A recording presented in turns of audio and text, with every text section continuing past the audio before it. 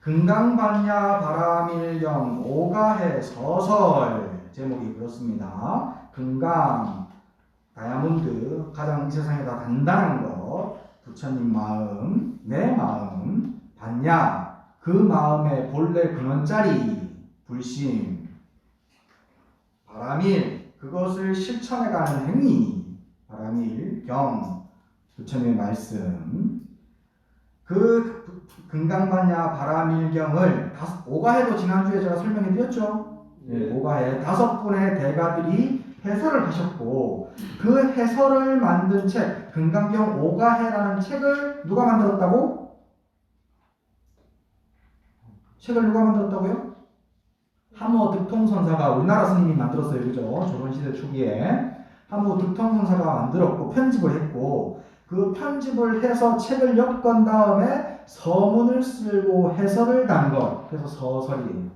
그 금강경 오가해라는 책에 서문을 쓰고 해설을 했다. 그래서 이 금강경 오가해 서설은 하모 득통 스님이 쓰신 겁니다. 이 하모 스님의 오가해 서설을 이제 이름 붙이기를 일물서라고 해요. 일물서. 제일 처음 문장이 유일물 어차하니라고 시작하죠. 네, 그래서 여기에 한 물건이 있으니라고 이 서가 시작을 하거든요. 서문이. 그래서 일물서라고 다른 이름으로 부릅니다. 이 일물서는 우리나라 그 수많은 불경의 해설서들이 있는데 많은 불경의 해설서들 가운데 일물서가 아주 인기 있는 유명한 서문 중에 하나예요. 금강경 오가해 서가 요 서문이. 그래서 일부러 제가 집어넣었어요. 일물서라고 이름을 붙여가지고 아주 유명합니다. 자, 그래서 이제 요 일물서에서 가장 중요한 게 뭐냐면 제일 첫 구절 유일물 어차하니 요겁니다. 여기에 한 물건이 있으니 한 물건이 과연 뭐냐? 한 물건. 이 일물이라는 단어가 처음 나온 데가 어디냐면요. 육조 스님, 육조 단경에 보면 일물이라는 말이 처음 나와요. 육조 단경. 그 육조 단경에 이제 어떤 내용이 나오냐면요. 육조 스님이라는 분이 육조 해능선사는 원래 노씨성을 가진 그냥 더벅머리 총각이었어요. 중국의 시골 변방 지역에서 뗄나무꾼을 해가지고 그 뗄나무 매일매일 팔아가지고 어머니 약값에 보태는 삶을 계속 살았었어요. 근데 어느 날 그 뗄나무를 해가지고 시장에서 팔고 있는데 한 스님이 그 뗄나무를 다 사가지고 당신이 잠깐 머물고 있는 객숙으로 갖고 오라고 하는 거예요.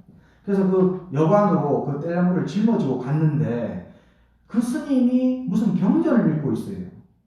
근데 그 경전을 한문도 잘 모르는데 글자도 모르는 사람인데 그 경전을 읽는 소리를 듣고 번뜩 뭔가 깨닫는 게 있었어요.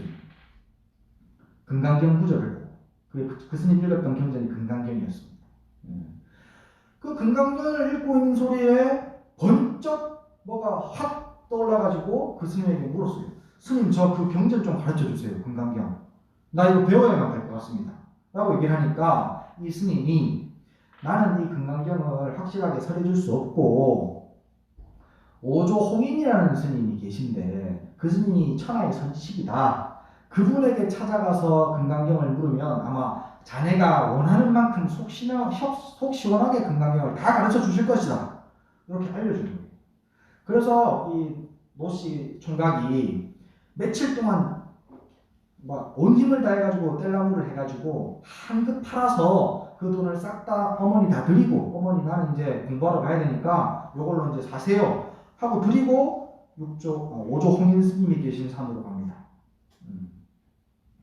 어렵게 이렇게 도착하고 이제 뭐 이렇게 이제 오조 홍인 선사와 육조의 문답이 있었는데요. 그거는 이제 넘어가서 이제 오조 홍인 스님이 이 노행자가 노시성을 가진 행자가 법기라고 생각을 해가지고 이놈이 때가 되면은 이제 법을 전해줘야 되겠다고 생각을 했지만 아직까지 머리도 깎지 않았고 아직까지 총각이고 애고 그러니까 육조스님이 너는 그러면은 때를 기다리기 위해서 가서 방 하나 좀 지어라. 비딜방 하나를 짓게 만들었어요. 그래서 육조의 디딜방화라는 말이 나옵니다. 육조는 디딜방화를 찍게 만들고 해능은 그리고 이제 며칠 지나지 않아서 오조 홍인 스님이 그 대중들이 한 1000명 정도의 스님들이 있었습니다. 그 1000명 되는 스님들에게 숙제를 내줍니다. 지금까지 절에 들어와서 어떤 사람은 수십 년을 공부를 했을 거고 어떤 사람은 며칠 되지 않았을 텐데 누구는 모든 스님들은 싹 다 지금까지 공부한 내용을 가지고 시를 지어서 나에게 갖고 와라. 그 시를 보고 내가 5조 다음인 6조의 위를 물려주겠다. 조사의 지위를 물려주겠다. 라고 한 겁니다. 그 말을 듣고 1000명이 되는 대중들은 전부 다 신수스님이라는 스님이 있었어요. 수제자였습니다. 5조 홍인의 수제자로 신수스님 이미 누구나 다 자타공인이야. 누구나 다 인정해버렸습니다. 이 스님이 다음 대를 이을 거라고. 그래서 1000명이 되는 대중들이 싹 다 신을 안 지었어. 뭐 신수스님이 지어가지고 다 그냥 당연히 육조 될 텐데 우리가 뭐 하려고 짓노? 우리는 그냥 짓지 말자. 그러고 안 지으니까 신수스님이 밤에 벽에다가 그림 그리려고 깨끗하게 만들어 놓은 벽이 있었는데 거기다가 시를 하나 적어요. 뭐냐면 자, 이제 신수스님이 그 벽에다가 뭐라고 썼냐면 신시보리수요 심여 명경대라. 내 몸은 이 시자는 뭐이다라는 비동사거든요. 내 몸은 보리가 열리는 나무다. 보리, 깨달음, 진리. 보리는 본래 깨달음이거든요. 그 깨달음이라는 진리를 깨닫는 그 깨달음이라는 것이 열리는 깨달음의 열매가 열리는 나무가 바로 내 몸뚱아리다 말이야. 내 몸뚱아리가 있어야만 비로소 깨달아 들어갈 수 있어요. 내 몸 없이 어떻게 공부하고 수행하냐.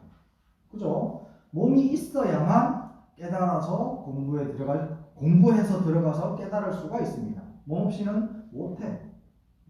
몸뚱아리가 있어야지. 그래서 내 몸은 보리가 열리는 나무고 수행을 통해 가지고 보리가 연결 수 있게 만드니까. 그래서 이제 원래부터 스님들이 우리 스님들의 몸을 법의 그릇이라고 불러요. 법이 담기는 그릇. 몸 없이는 그 법도 담길 수가 없고 그 법도 담겨서 어디에 쓰일 수가 없어. 몸이 있어야만 내가 이 몸의 구조물을 가지고 이야기하고 담론하고 얘기해서 그 법을 써먹을 수가 있지. 알아들을 수 있도록. 그거 없이는 아무것도 못한다는 말이지. 몸뚱아리 없이는. 그래서 내 몸은 보리 깨달음이 열리는 나무이고 나의 마음은 영경 밝은 거울이 놓여있는 대와 같다. 목욕탕에 가면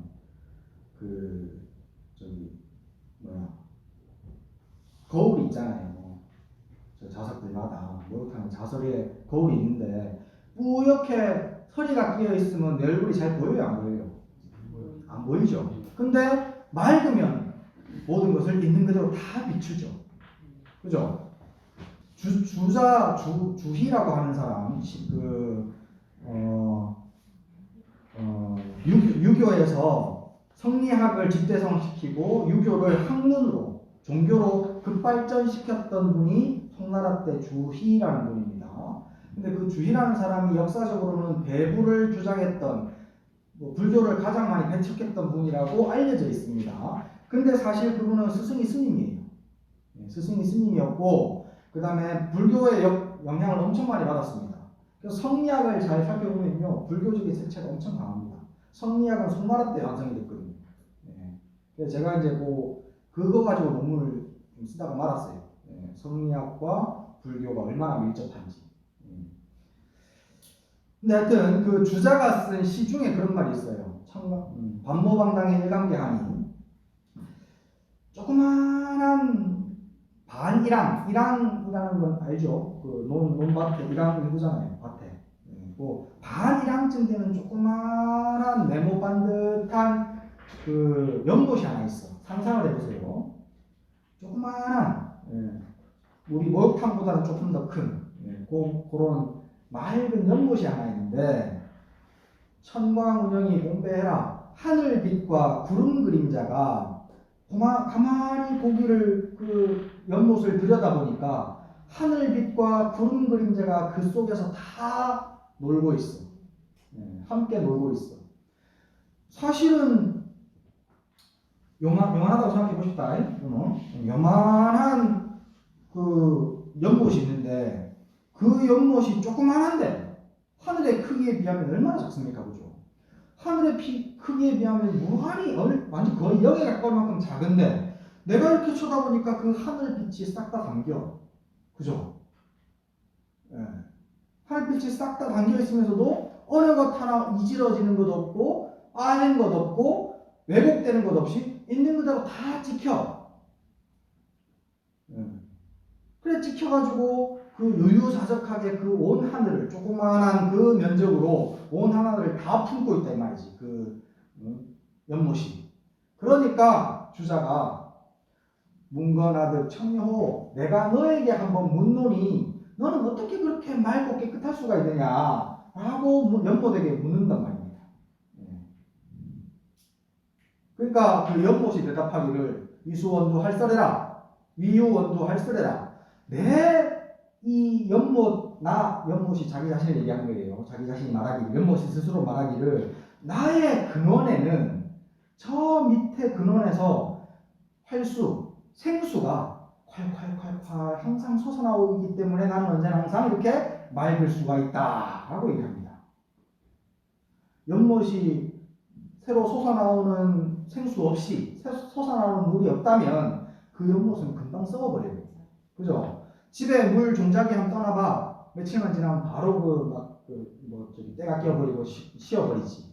근데 계속해서 그 밑에서부터 맑은 샘물이 송송송송송송송 솟아나오고 있으니 좀 때가 낀 것 같아도 금방 씻혀나가버리고 금방 씻혀나가버려가지고 언제나 그 조그만한 거울 같은 그 조그만한 연못이 항상 저 큰 세상을 싹 다 품고 있을 수 있는 거예요. 자, 우리는 보고 듣고 느낀다고 해요. 내가 보고 듣고 느낀다고 해요. 그러면 내가 본다라고 얘기를 하는데 만약에 1, 7, 8을 우리가 보잖아요. 그러면 우리는 진짜 이 칠판 그 자체를 보는 거예요? 아니면은 다른 것을 내가 스스로 만들어서 보는 거예요? 칠판과는 조금 다른 것. 자, 인체공학적으로 제가 생각하겠습니다. 생물학적으로 생각하겠습니다. 지금 우리 눈은 이 대상이 빛을 반사하는 것을 보고 이 대상이 빛을 반사하거든요. 그래서 색깔이 달라 보입니다. 다른 색깔의 빛을 반사하기 때문에 빛을 반사하는 것을 그 내 망막에서 바라보고 그 망막 뒤에 그 빛의 잔상을 남겨가지고 이미지를 만들고 그 이미지를 내가 전기신호로 이해해가지고 내서 생각해서 받아들입니다. 그게 생물학적인 거예요. 네. 생물학적으로 이 대상을 그대로 보는 것이 아니라 이 대상이 빛이 비춰졌고 그 빛이 반사했고 그게 내 망막에 맺혔고 내 망막 뒤에 그것을 이미지로 만들었고 그 만든 이미지를 내가 전기신호로 바꾸어서 이해해요. 자, 그렇게 내가 생물학적인 걸 얘기를 해줬습니다. 그러면 나는 본다라고 얘기했을 때 이것 자체를 보는 걸까요? 아니죠. 네. 내가 만든 이미지를 보는 거예요. 내 눈이 만든 이미지. 그죠? 네. 근데 거기에다가 더해서 그 내가 보는 그 이미지는 있는 그대로 그러면 내가 그 이미지를 볼까요? 제가 그건 지난 시간에도 한번 얘기했어. 있는 그대로 그것을 볼까요? 내가? 지난 시간에 그거는 얘기했잖아. 옥동자랑 장동건. 네. 옥동자랑 장동건이랑 둘이 지나가는데 내가 그것을 봤어. 내 눈으로 보고 그거를 이해했는데 그 이해를 있는 그대로 그냥 이해를 할까요? 모양 그대로? 아니잖아. 거기에다가 장동건은 잘생기고 좋은 거, 옥동자는 못난 거. 예. 그렇게 해가지고 내가 거기에다가 값어치를 매기고 바로 내 생각이 그 본 것들, 형상들을 뒤덮어버려요. 예. 마치 거울이 맑고 깨끗하면 있는 그대로 다 비추지만 아까 그 연못처럼 그대로 비추지만 그 거울에 때가 끼어 있으면 왜곡되게 보이고 잘못되게 보이는 것과 같이 우리는 내가 미워하는 게 보이잖아요. 그러면요 보이는 순간 거기에다가 미운 치를 더합니다. 미운 치를 바로 더해요. 한번 아까 얘기했던 그 미운 놈 떠올려 보세요. 그러면 그놈 형상을 그대로 내가 느낍니까? 아니잖아. 그놈이 그동안 잘못했던 짓, 못된 짓, 저기 마음에 안 들었던 짓이 싹 다 같이 딱 떠오르면서 그놈한테 딱 붙어 있잖아. 그죠? 네. 또 내가 사랑하는 거, 좋아하는 거, 그거 한번 떠올려 보세요.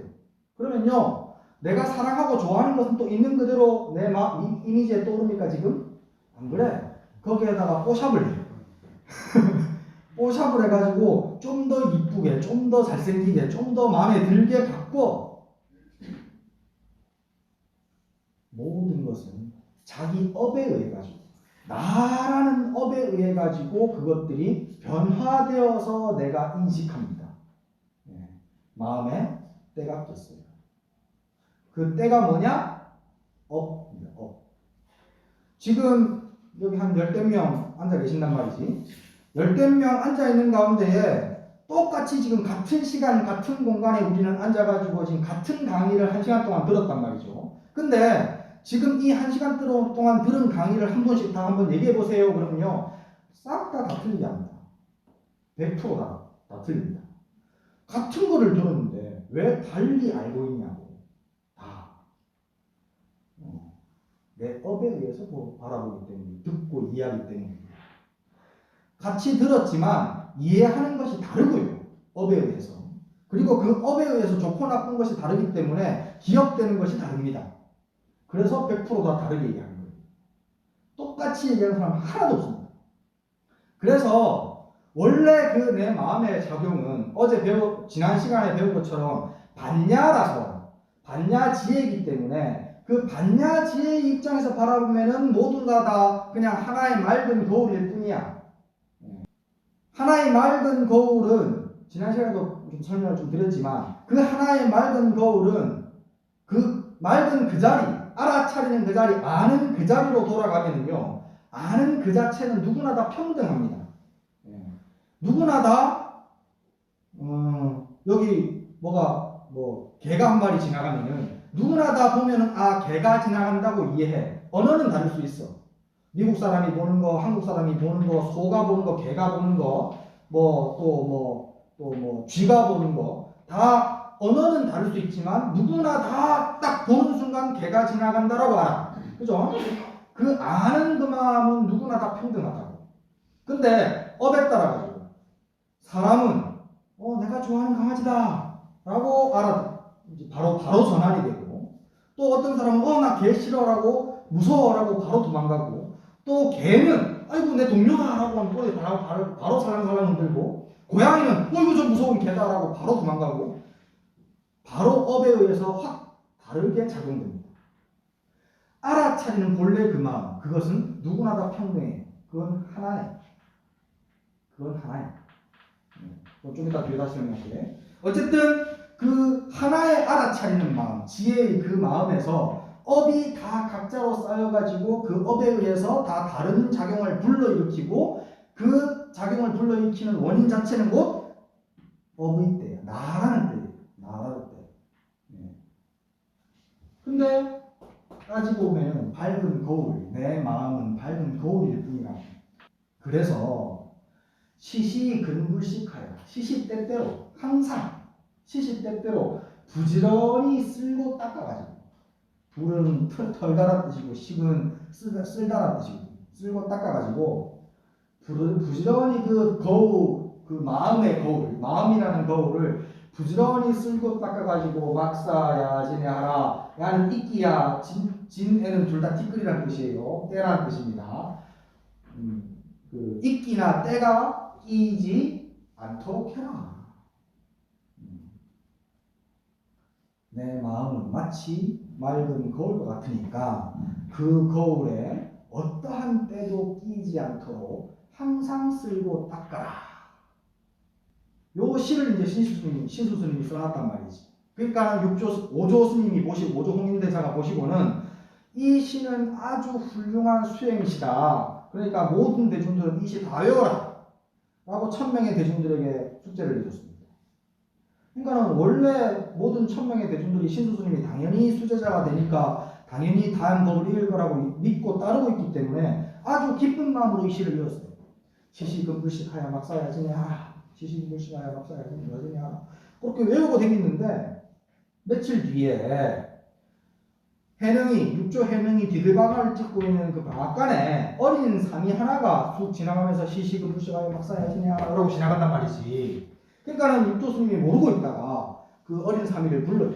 사미스님 방금 그거 무슨 소리냐고 물어보니까 아이고 행자님은 아직 이것도 모르십니까?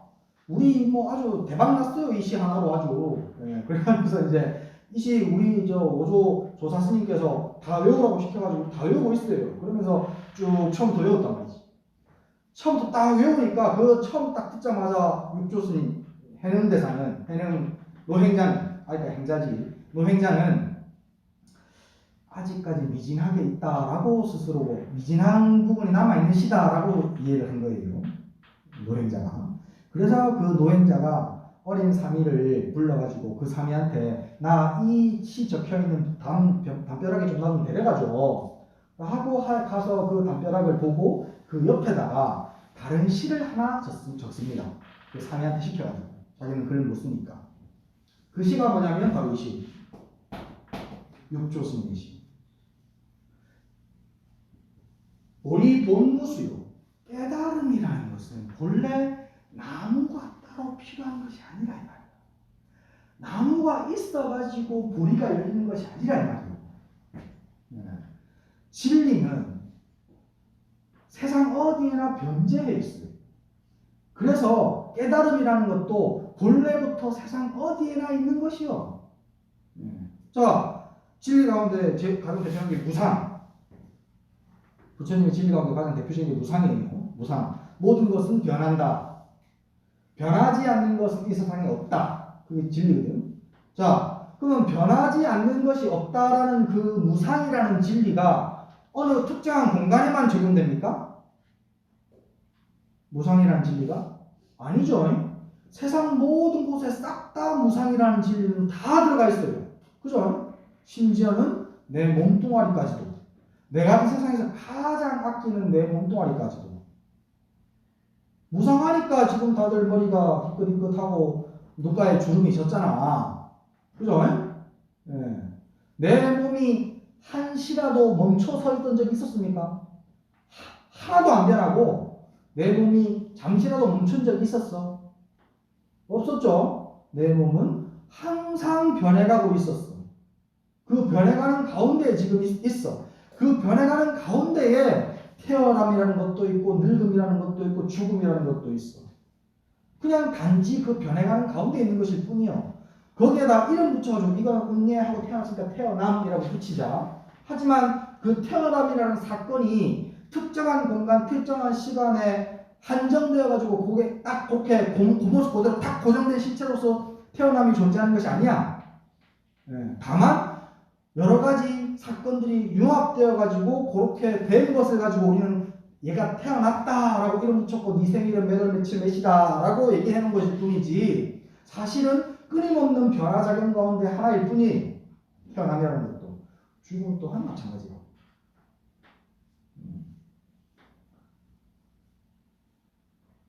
그럼 내 마음은 몸은 그렇게 변해가 내 눈으로 보고 과학적으로 이미 밝혀졌어. 24시간이 지나면요, 내가 가지고 있는 세포, 위장 세포는 거의 다 바뀝니다. 6개월이 지나면요, 내 몸에 있는 세포는 싹 다 새 것으로 교체되어 있는 상태입니다. 하나도 6개월 적게 없습니다. 지금 내가 가지고 있는 몸뚱아리 구성요소들 가운데 어떤 것도. 제일 늦게 바뀌는 게 뼈세포입니다. 뼈세포. 뼈세포가 싹 다 바뀌는데 6개월이 걸린답니다. 생물학적으로. 자, 육신은 이렇게 과학적으로 밝혀졌어. 이미. 그러면 내 마음은 변하지 않고 계속 쭉 그러면 그대로 있습니까? 내 마음이 안 그렇잖아요. 미운 놈이 보이면 밉다고 마음이 들끓다가 또 좋아하는 놈이 보이면 좋다고 또 홀고 빨고 하다가 또 금방 또 좋아하는 놈이 또 마음에 안 드는 짓 그냥 삐짓다가 네. 온갖 변화무쌍함을 다 겪고 있다 이 말이지. 마음이 몸보다 훨씬 더 빨리 변해요. 그렇게 쉼없이 변하고 있다고. 모든 것은, 세상의 모든 것들, 다이아몬드까지도 전자현미경으로 바라보면 구성 요소들이 전부 다 요동치고 있으면서 빠져나갔다가 들어왔다가 그러고 있다고. 그게 세상에 존재하는 것들이요. 그 무상이라는 진리는 어떤 특정한 장소와 특정한 시간대에 국한되어 있는 것이 아닙니다. 온 세상이 싹 다 무상합니다. 그죠? 근데 무슨 그 깨달음이 진리라는 것이 진리를 깨닫는다는 나무가 따로 필요하냐 이 말이에요. 그럼 우리는 깨달음, 진리를 깨닫는다는 것은 따로 나무가 필요 없어. 그죠? 나무가 필요 없어요. 진리의 입장에서 얘기하면 그렇단 말이에요, 지금. 그리고 영경, 영무대라. 영경도 또한 대가 따로 필요한 것이 아니라고. 대가 있는 것이 아니라고. 맑은 거울도. 내 마음이 맑은 거울, 밝은 거울이라고 해가지고 그것이 배에 딱 놓여가지고 그것이 비추고 있어야만 그것이 맑은 거울이라고 하지만 사실은 내 마음은 그런 거울이라고 규정 지을 수 있을 만큼 고정되어 있지 않습니다. 그죠? 변해가 버리고 있는 상태 가운데 어떤 부분을 잡아가지고 내 마음이라고 고정시킬 거예요. 안 그래요? 이치적으로, 현실적으로. 진리는 현실을 얘기합니다. 우리는 비현실을 생각하고 있고, 중생의 마음은요, 항상 사실이 아닌 것에 살고 있습니다. 부처님의 가르침이 진실이에요. 어떤 사람이 그런 얘기 합니다. 내가 이제 불교를 오래 공부를 해놓으니까 제가 얘기를 하는 거는 야 너는 너무 이론적이다. 이론적이고 너는 너무 이상적이다 이렇게 얘기합니다. 그게 아니야. 내가 얘기하는 것이 그게 진실이야. 그게 현실, 지금 현실 돌아가고 있는 현실이야. 그 사람 그렇게 얘기하는 그 사람이 지금 착각 속에 살고 있는 거예요. 김천신의 안에 감천이 이렇게 쫙 흐르고 있어. 흐르는 감천을 딱 잡아가지고 여기서부터 여기까지는 감천이라고 부를 수 있습니까? 그렇게 부르는 그 순간 물은 흘러가 붙는데. 그죠? 부르는 그 찰나에 이미 물은 흘러가고 딴 데로 다른 물이 들어와 있어 지금. 그냥 우리는 대충 얼버무려가지고 여기서부터 여기까지 이렇게 해가지고 그냥 뭐 물이 흐르든지 말든지 변하든지 말든지 우리는 그냥 감천이라 하자 라고 감천이라고 부르고 있는 것이지 실제 내가 머릿속에 생각하고 있는 감천은 존재할 수가 없어. 존재할 수가 없어. 봄바람이 불어요. 따뜻한 봄바람이 불어와가지고 나뭇가지를 데펴놓으니까 나뭇가지가 겨우내 썩은 죽은 것 같이 빨짝 말아 있다가 이제 비도 오고 봄비도 내리고 해놓으니까 가지마다 이 꽃잎 파리를 내밀려고 노력을 하고 또 푸른 잎사귀를 내밀려고 노력을 해가지고 보면 요즘에 가지 끝 보면 재밌습니다. 가지 끝에 뭐가 이렇게 꼬물꼬물 나오고 있어. 봄바람이 불어서 그 말이지. 봄바람이 번듯 불어가지고 나뭇가지를 싹 흔들고 가니까 봄바람이 좋다. 그리고 꽃이 피어있는 매화가지를 매화가지를 그 봄바람이 흔들고 싹 내 코앞을 지나가니까는 매화향이 촥 내 코의 끝에 스치고 지나가니까 매화향이 찌기네. 라고 봄바람을 좋아한다니. 봄바람을 우리는 좋아하는데 그 봄바람은 지금 있습니까? 지금 내 코에 지나가고 있어. 그럼 그 봄바람은 있는 그 봄바람이 있습니까? 존재합니까? 응? 봄바람이라고 부르는 순간 지나갔어. 그죠? 야, 근데 요새 봄바람 좋다. 말이 되는 소리예요, 그거? 말이 안 되는 소리야. 봄바람은 이미 말하는 그 순간 이미 그 봄바람은 지나가고 없어. 그죠? 우리가 생각하는 모든 것들은 그렇습니다. 중생이 생각하는 모든 것들. 다만 이름뿐이에요. 실체로서 존재하지 않습니다. 근데 그러면 그 본바람은 없다라고 얘기할 수 있습니까? 사실은 없다라고 얘기해도 틀려요. 왜냐하면 방금 불었잖아요. 걔는 작용했거든. 작용해서 내 마음을 기쁘게 하고 지나갔잖아. 근데 걔를 없다고 하면 어떡해? 불교는요, 있는 거 아니면 없는 거라는 그 사고방식을 벗어나 있습니다.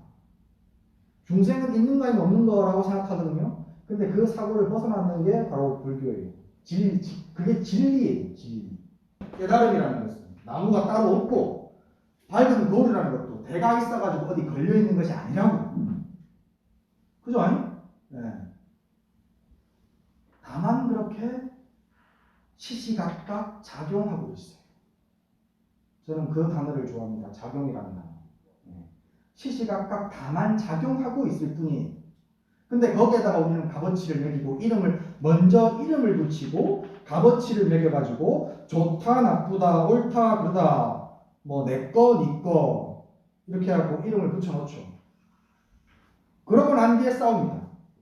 좋은 거 나쁜 거 갖고 싸우고 옳은 거 갖고 그런 거 갖고 싸우고 내꺼 갖고 니꺼 갖고 싸우고 그렇게 이미 지나가 버리고 없어져 버리는 그것을 가지고 실체를 만들어서 있는 것으로 만들어 놓고 거기에다가 이름을 또 붙여 놓고 거기다 업의 색깔로 때를 묻혀 놓고 그래야 그걸로 싸워.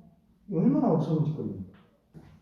이 근원의 진리 자리에서 바라보면 마음이라는 것도 따로 존재할 것이 아니고 진리라는 것도 따로 존재할 것이 아닌 이 근원 자리에서 바라보면 본래 무일물이다. 한 물건도 따로 없어. 다시 봤냐 얘기 좀 할게요. 개가 지나가면은 전부 다 개가 지나가는 그 사실 그 자체는 바로 알아. 그거는 다 평등해. 그건 하나예요. 그 하나의 모습이 어떤 거가 이제 비유하자면 파도가 이렇게 태평양 바다에 파도가 이렇게 넘실거리는데 그 넘실거리는 파도 때문에 수억만 개의 물거품이 생겨요. 그 물거품은 따로 존재하는 것처럼 각자 존재하는 것처럼 보이지만 실제는 바닷물이에요. 그죠? 그와 같습니다. 우리는 각자 하나하나 개개인이 태평양 파도 때문에 생겨난 물방울과 같습니다. 물거품과 같습니다. 자, 물거품이 잠깐 생겨나가지고 파도가 막 치면서 잠깐 생겨나가지고 3초 있다가 터져. 없어져. 자, 내가 업에 의해가지고 번뜩 태어났다가 100년 뒤에 죽어. 뭔 차이가 있습니까? 수억만 거 무한한 시간 가운데에 3초나 100년이나 뭔 차이가 있냐고. 각자 우리는 따로 존재하고 있다라고 생각하는 그거는 마치 태평양에 떠있는 물방울 같아요. 물거품 같은 거예요. 그렇게 따로 존재한다고 느끼고 있습니다. 각자가. 분명히 모양이 다르니까 따로 존재하는 것처럼 느껴질 수 있어. 하지만 따지고 보면은 본래는 그냥 하나의 큰 바다일 뿐이에요. 그게 바로 한 물건. 근본의 진리입니다. 근본의 진리. 바로 지금 듣고 아는 그 마음. 전부 다 개가 들어도 이 사람 저 사람이 저기 뭔 소리를 낸다라고 누구나 다 알아. 개도 들으면 알고 고양이도 들으면 알고 사람도 들으면 알고 큰 스님도 알고 작은 스님도 알고 애도 알고 어른도 알고 다 알아. 그죠? 그 아는 거 그것은 누구나 다 평등해요. 마치 바다처럼 한 물건. 우리의 삶의 근원자리, 존재의 근원자리로 들어가면 전부 다 거기서 만납니다. 한 곳에서. 그게 한 물건이에요. 근데 진짜의 근원자리로 돌아가서 그 한 물건이라는 것도 따로 존재하는 것이 아니라 큰 바다라는 것도 우리가 다만 이름 붙여서 큰 바다일 뿐이지 실체로서 존재하는 것이 아니에요. 그 바다가 그러면 물이 모이는 곳이 바다인데 그 바다는 변함없이 한순간도 변함없이 그대로 항상 여여하게 그대로 있습니까? 아니요. 그 바다도 계속 물은 증발했다가 다시 들어왔다가 죽은 시체가 썩었다가 부활했다가 다시 또 새로운 생명체가 나왔다가 끊임없이 변화하고 있어. 끊임없이. 그걸 가지고 어디서부터 어디까지를 바다라고 할 거예요. 그죠?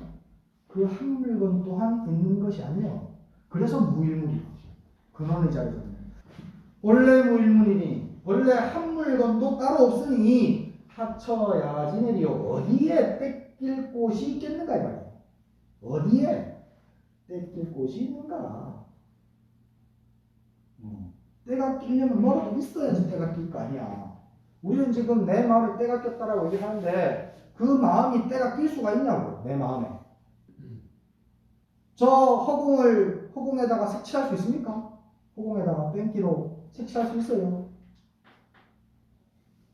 불가능하단 말이지. 허공에다 색칠한다는 것은 불가능해. 잠깐 대기 정체로 인해 가지고 저기 잠깐 저렇게 미세먼지들이 잠깐 머무는 것처럼 보일 수는 있어. 하늘에 구름이 잠깐 낀 것처럼 보일 수는 있어. 하지만 그것이 허공을 더럽힌 것이냐? 아니야. 허공을 오염시킬 수는 없는 거예요. 원래는. 우리는 이 내가 따로 존재한다고 알고 있고 내 몸이 따로 있다고 생각해 보니까 그 따로 있는 나에게 따로 있는 저것이 나를 괴롭혀 가지고 내 마음에서 화가 나게 만들고 그 화가 내 마음을 더럽히고 있고 내 마음에 끼어 있다라고 생각하는데 근데 그 화가 진짜로 딱 낑기 가지고 내 마음속 어딘가에 낑기 가지고 안 떠나고 계속 내 마음속에 도사리고 있습니까? 화가? 그런 거 아니라고. 언제나 보고 듣고 느끼는 매 찰나마다 모든 것들은 항상 새롭습니다. 보고 듣는 매 순간마다 내 마음은 항상 새로워요. 근데 그 어설픈 기억력이 그 기억력이라는 것은 싹 다 각자가 다 달라. 같은 거를 봐도 그 업 때문에 사실이 아니야. 그러니까 보통 보면은 왜 사람들이 그런 사람들이 있어요. 나는 내 눈으로 봐야 믿는다고. 그죠? 내 눈으로 안 본 건 안 믿는다고. 내 눈으로 본 거는 절대 믿으면 안 됩니다. 사실하고 전혀 다르거든요. 그 왜곡된, 현실과는 전혀 상관이 없는 왜곡된 기억을 가지고 우리는 삶이 어제도 똑같고 오늘도 똑같고 내일도 똑같네. 저것만 보면 화가 난다. 저는 왜 저렇게 가면 갈수록 꼴배가 싫을까? 그런 생각을 한단 말이죠. 왜곡된 기억 때문에. 진실에 가까워질수록 삶은 풍요로워지고 행복해집니다. 일물 지금 한 물건에 대해서 지금 우리 얘기를 하려고 지금 하고 있어요. 그래서 다음 시간에 다시 그 한 물건에 대해서 얘기를 좀 더 해드리고 그리고 수업을 계속 이어가도록 하겠습니다.